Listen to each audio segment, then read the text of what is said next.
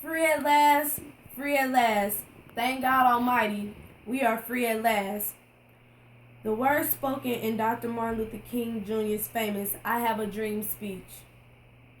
But are we really free? To answer your question, yes, we are no longer physically chained and is forced to work on a plantation.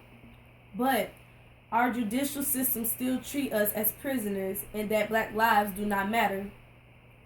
Today, justice in our nation for African Americans is not being served. Our nation is constantly facing police brutality, which our officers that we should feel safe around and call for emergencies are targeting blacks. When I was a kid, I never was really aware of racism and discrimination existing in the present day. I only was aware of previous events that happened before I was born. But on July 14, 2013, my perspective of our society was forever changed. On this day, George Zimmerman was found not guilty of murder in Trayvon Martin's death. This event exposed me at the age of 14 to racism, discrimination, and hatred towards our people still exists. This tragedy made me wonder, what does the Pledge of Allegiance, the Declaration of Independence, and our Constitution really mean and stand for? What was the point of a civil war and African Americans protesting and marching for our rights? Why are we still repeating history? When will a change really come? There has been multiple events where officers have killed young unarmed black males. On August 9, 2014, in St. Louis, Michael Brown was shot 6 times and killed. Michael Brown was unarmed and had his hands up and pleaded for his life, telling the officer, Darren Wilson, not to shoot. But instead, Michael Brown's life was stolen from him by a man full of hatred. The death of Michael Brown impacted not just his family, but everyone in our area and those who witnessed it from the news. When Darren Wilson did not get charged for Michael Brown's murder, peaceful protesting became violent and resulted to riots.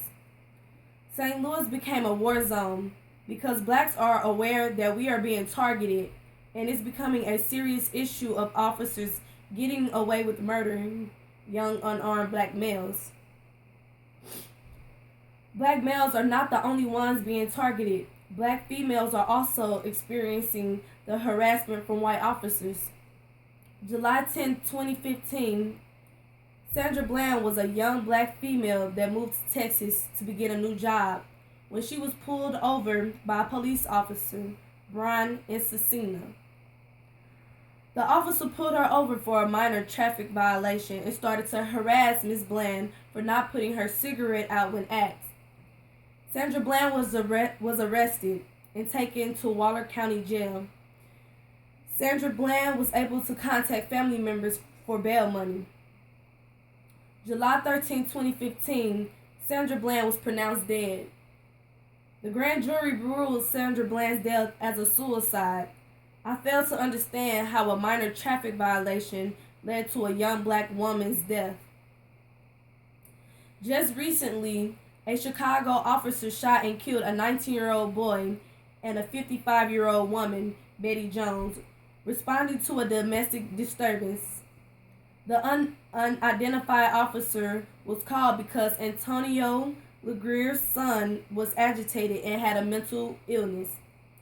Instead of the officer transporting the 19-year-old to the hospital, the officer fired his weapon fatally, wounding the 2 individuals.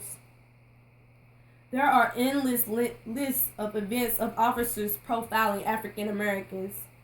But the question is why, and will it ever stop? Reasons of blacks being targeted is not because we are dangerous. It is a bigger issue, and that is racism.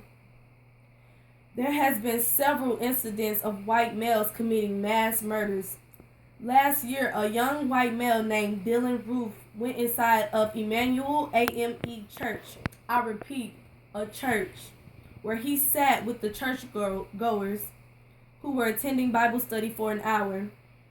Dylan Roof then said, "Black people rape our women and are taking over our country. You have to go." Then began firing, killing 6 women and 3 men. When officers went to arrest him, they did not gun him down. They treated him like he wasn't even a threat or danger to them. But officers don't even think twice before shooting down an unarmed black male, treating us like we are animals and not human beings. Black lives matter.